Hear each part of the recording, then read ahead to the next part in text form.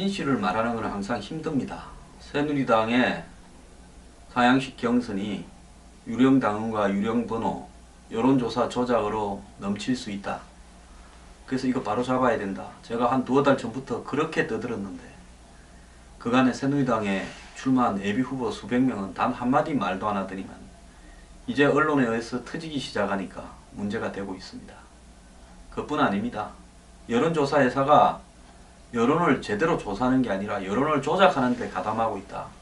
제가 이런 여론 조작의 가능성도 누누이 이야기했는데 어제 성간이가 여론조사 회사를 덮쳤습니다. 제가 중국이 한국에 대해서 뭐 좀 잘해주는 것 같다고 쏘가서는 안 된다. 결정적일 때는 북한 편을 들 것이다. 그리고 더 나아가서 우리를 보기를 우습게 할 거다. 이랬는데 그렇게 지금 하고 협박까지 하고 있습니다. 중국 대사가. 자, 중국은 우리보다 더한 사드를 레이더를 배치하고 있으면서 우리 보고 하지 마라 한다. 이게 말이 되냐는데 중국의 흑룡강서 레이더 배치 5,500km를 탐지하는 것이 확인되었습니다. 자, 모든 진실은요 말을 하면 손해입니다. 왜? 정권이 친중을 가고 있는데 중국하고에 대해서 뼈아픈 소리를 하면요 정권에 뺐다간 놈 되지요. 자, 대부분 사람이 능력이 있으면 총선 출마하겠다고 새누리당에 공천 신청 내고 예비후보 뛰고 있는데 저는 예비후보도 아니고 아무런 이해관계가 없는데 유령당원 유령번호 이야기하고 상향식 경선이 기득권 보장을 위한 조작이다. 여론 조작도 이루어지고 있다. 이렇게 말을 하면 온 사방에 원수됩니다. 그래도 진실은 알려져야 되고 말해야 되기 때문에 제가 하는 겁니다.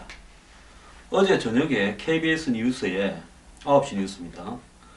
후보자 측의 요구대로 여론조사를 조작한 혐의로 한 여론조사 업체가 성간이의 조사를 받고 성간이에서 그 회사를 덮쳐가지고 데이터베이스와 전화해선 기록 등을 확보하고 디지털 포렌식 팀을 투입해서 정밀 분석을 하고 있다고 합니다. 성간이는 이 여론조사 의뢰자 등도 불러서 조사한 뒤에 검찰 고발을 결정할 거라는데요. 이 비슷한 형태의 여론조사가 다른 기관에도 이루어졌을 것으로 보고 조사를 확대할 방침이랍니다. 그럼 뭘 했냐? 자, 여론조사가 나오기 전에요. 예비후보자가 지인들하고 이 지역구에 있는 사람들한테 먼저 문자를 보냅니다. 곧 여론조사가 시작될 거니까 이렇게 대기하고 있다가 전화 잘 받고 이렇게 답변하는 내용입니다. 해당 여론조사 기관은 여론조사는 강력한 홍보수단이라며 목적을 이룰 수 있도록 도와준다는 겁니다. 뭔 목적을 이룰 수 있도록 도와줍니까? 아니, 우리한테 여론조사를 의뢰해가지고 돈을 주면 당신이 원하는 대로 결과가 나오도록 도와준다. 이거 아니겠습니까? 여론 조작한다 소리 아니겠습니까? 그래서 여론조사 기관 관계자하고 전화통화를 하니까요. 목적하는 바 다 이룰 수 있도록 해드릴 거니까 사람들한테 홍보하기 좋잖아요. 어떻게 홍보하냐? 나 A 후보인데 나 38% 나왔어. B 후보 24% 나왔어. C 후보 12% 나왔어. 그래서 내가 거의 당선권이야. 이렇게 자랑하라는 거죠. 주변에 입소문 퍼뜨려서. 그래서 마치 대세론인 것처럼 하라 이겁니다. 그래서 선거운동 하기에 그냥 다니면서 내가 누구입니다 하는 게 아니라 내가 1등 여론 달리고 있다. 그걸 쫙 돌리면 그게 가장 좋은 여론조사단입니다. 후보자의 지지자들이 적극적으로 여론조사에 응하게 해가지고 좋은 결과를 이끌어낸 뒤 그 결과를 언론에 홍보한다는 겁니다. 아예 후보자 측에서 제공한 전화번호를 포함시켜 여론조사를 하는 게 그것도 있습니다. 자, 1000개 하는데 후보자가 한 3,400개 주면 그거 넣어가지고 돌리면 100% 압도적 1등 나오겠죠. 그래서 여론조사 관계자가 저희가 확보하고 있는 명부를 저희가 수집한 핸드폰 패널이라고 선관위에 신고를 해야 되고 일방적으로 가능하고요. 대부분 경선을 대비하시기도 하고. 자, 그러니까 내가 전에 이야기했지 않습니까? 여론조사 회사에서 패널이라고 확보해놓은 전화번호가 있고 그런 부분들을 통해서 여론 조작이 이루어질 수 있다고 했는데 이번에 딱 확인되지 않습니까? 이 업체가 총선을 앞두고 여론조사를 실시한 것만 해도 40~50건인데 얼마나 맞춰줬겠습니까? 돈 받고. 그래서 선관위에서 와서 이렇게 덮쳤다고 합니다. 또 있습니다. 이 여론조사를 통해 가지고 누가 당선됐는가를 결정하겠다. 이제 문제가 많아지니까 새누리당 사무총장이요. 문제가 된 지역은 당원 경선 30%는 안 하고 여론조사 100% 하겠다 이렇게도 이야기합니다. 근데 새누리당 지금까지 당원 3, 일반 국민 3대 7로 여론조사 하겠다 하는데요. 더불어민주당도 하이에 컷오프 하는데 여론조사를 주로 참조했습니다. 근데 지금 아까 말한 대로 여론조사 회사가 선관위 조사를 받고 있는 상황에서 여론조사 공천을 하는 것이 옳은가에 대한 우려도 많이 나오고 있습니다. 자, 어떤 문제가 있느냐. 이 앞에서 제가 말한 것처럼 후보자 측에서 제공한 이런 부분을 가지고 하는 것도 있고요. 그 다음에 또 딴 것도 있습니다. 오차. 모든 여론조사는 실제 샘플 수하고 그 다음에 여론조사를 하는 샘플 수를 가지고 오차 범위를 정하죠. 이걸 가지고 장난을 칠 수 있다는 겁니다. 자, 표본 오차가 95% 신뢰 수준 플러스 마이너스 3%인 경우를 한번 보면 A 후보자가 32%, B 후보자가 30%를 득표했을 때 통계적으로 100번을 조사했을 때 95번의 경우 A 후보자는 29에서 35, 그러니까 32에 플러스 마이너스 3을 하는 거죠. B 후보자는 27에서 33, 즉 30에서 플러스 마이너스 3을 한다는 겁니다. 이렇게 두 후보자가 오차 범위 안에 있을 때는 실제로 통계적으로는 우열을 가릴 수 없습니다. 이 때문에 패한 후보자가 이의를 제기할 가능성을 배제할 수가 없다는 겁니다.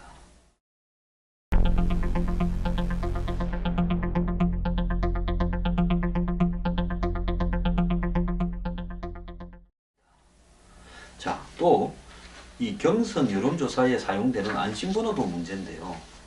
0505로 시작하는 안심번호는 요즘 택배 발송장에도 많이 사용이 되는데요. 택배 배송 과정에서 실제 전화번호가 노출되는 걸 방지하기 위해서 가상번호를 만들어서 실제 번호하고 연동합니다. 왜? 택배 송장에다가 전화번호가 있으면 사람들이 그걸 보고 주소, 전화번호 이런 게 있으니까 보이스피싱이나 이런데 이용할 수 있죠. 근데 이 안심번호로 전화를 했을 때 받는 사람이 해당 지역 유권자가 아닌 경우가 적지 않아서 결국은 여론조사가 지역에 살지도 않는 사람한테 그 지역에 출마할 국회의원을 묻느냐 이런 문제도 있다는 겁니다. 자, 또 어떤 여성 예비 후보는 이제 명부가 그 책임 당원 명단 좀 달라 하니까 엉터리 줬다가 30만 원 받고 USB 줬다가 욕 듣고는 그 다음 책임 당원 명부만 줬는데 그걸 받은 뒤부터 전화기만 붙잡고 있는데 그 30% 당원들은 이제 마음을 잡으려고 그러는 거죠. 열에 7번 전화를 안 받고 탈당자 유령 당원이 다 섞여 있더라는 겁니다. 지금 거신 전화번호는 없는 번호입니다. 이렇게 결변이거나 제가 바쁜데 나중에 전화하세요. 당원인지 나도 잘 모르겠다. 그 다음에 이 전화를 하면 전부 뭐 뜬금없는 전화가 대부분이라는 겁니다. 그래서 이런 이 안심번호 부분에 있어서 휴대전화 안심번호라는 것이 실제로 여론조사 대상이 정확한 사람이냐를 안심시킬 수 있는 것은 전혀 아니라는 거죠. 자, 이런 핸드폰으로 조사를 하게 되면 집전화로 하면 늙은 사람만 하기 때문에 젊은 사람을 참여시키려고 핸드폰으로 하는데 핸드폰은 주소가 정확하지 않기 때문에 안심번호로 한다 이러는데 휴대전화 가입자와 현 거주지가 아주 달라서 안심번호가 왜곡을 시킬 가능성도 있다. 조사 내용을 이런 부분이 있고요. 주소가 변경된 후 현재 주소로 이렇게 현행화 즉 바꾸지 않은 경우에 옛날 주소 그대로 있을 경우에도 부정확한 이 정보가 나올 수 있고 또 접전지의 경우에는 휴대전화 위장 전입자가 있다는 거죠. 제가 그 이야기 안 했습니까? 대포전화를 한 1000대, 2000대, 3000대 이래 만들 수도 있다고요. 그래서 오차 범위 안에 되는 데는 이 걸릴 시비들을 다 어떻게 할 거냐는 겁니다. 여론조사 회사도 못 믿을 판인데 그 조사 내용을 어떻게 믿겠습니까? 마치 안심번호를 진짜 안심하고 믿을 수 있는 것처럼 조작하지 말라는 겁니다. 이런 상황에서 광주시 선관위 산하 여론조사 심의위원회는 여론조사 조작 행태에 강력하게 대처하겠다고 하면서요. 선거 여론조사는 조사 방법 등에 따라 다 결과가 크게 달라져 100% 신뢰할 수 있는 것이 아니므로 후보자 선택의 참고 자료로만 활용하는 것이 바람직하다라고 하는 입장을 밝혔습니다. 자, 결국 뭐 한 상위 2~3명이 누군가 해서 그 2~3명을 뽑아서 올리면 누군가가 선택하게끔 하는 그런 자료의 용도로 여론조사가 필요한 거지 여론조사로 결정적으로 누가 앞섰다 이렇게 말하기에 어려운 부분이 굉장히 많은데 새누리당은 뭐라는지 한번 봅시다. 새누리당에서는 전화를 돌려보니까 당원이라는 사람의 실제 거주지가 지역구가 아니고 지역구 밖에 딴 데 산다 이런 게 나오고 있습니다. 이를 근거로 친박은 안심번호 여론조사 전면 재검 토론까지 나오고 있습니다. 그래서 이게 이제 앞으로 새누리당이 부딪힐 가장 큰 문제입니다. 그래서 친박계는 안심번호 여론조사가 너무나 문제가 많다 해서 회의론을 들고 나왔고요. 조원진 원내수석 부대표도 각 시도당에서 전수조사를 한 당원 명부가 문제가 그렇게 생겼으면 안심번호 여론조사도 문제가 그래 생길 건 사실 아니겠냐. 앞으로 시간도 별로 없는데 선거 경선을 어떻게 하고 누가 책임질 거냐 이런 이야기를 했고요. 비박계는 이런 문제를 마치 우선추천 전략공천을 하고 100% 국민 여론조사로 하려고 하는 의도가 깔린 문제다 이러는데요. 그러려면 문제가 없다는 것을 입증해야 될 거 아닙니까? 그리고 선관위는 유령 당원을 통한 당원 내 경선이 이루어지더라도 마땅히 제재할 방법이 없다.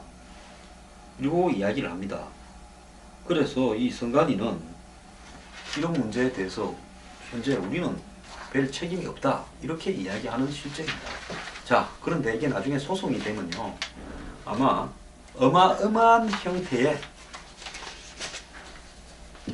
선거 무효가 생길 수 있고 또 당선자가 그냥 옷 벗는 사태가 벌어질 수 있을 겁니다. 새누리당은 지금까지 뭐 하고요, 친박이고 비박이고 이때까지 끌고 갔다가 이제 이게 터져서 이 난리입니까? 제가 몇 달 전부터 얼마나 이 문제를 이야기했습니까? 새누리당 안에는 저처럼 생각하는 사람이 한 명도 없습니까? 전부 비상식적입니까?